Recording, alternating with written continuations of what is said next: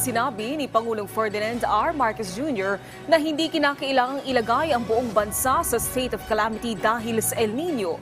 Sa ambush interview kahapon, sinabi ng Pangulo na maigting na tinutugunan ng pamahalaan ang mga epekto ng El Nino at iginiit na iba-iba ang sitwasyon sa bawat probinsya.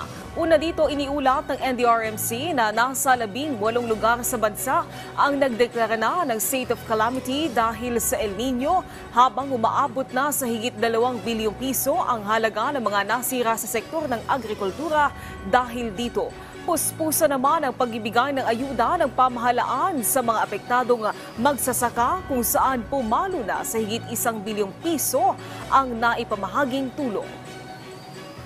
As a matter of fact, kasi naglagay nga tayo ng mga dam, patuloy ang ating inaayos ang ating irigasyon. We are trying to find new techniques of planting. We are harvesting more palay now than we did last year. That's despite the El Nino.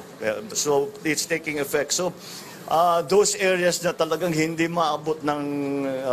talaga maabot ng patubig, those are the areas that we look at. But we look at them by area. Hindi to iba-iba ang problema sa bawat lugar. Hindi naman pwedeng shotgun lang one size fits all, no? It hasn't. So we look at each area and see what it is that they need.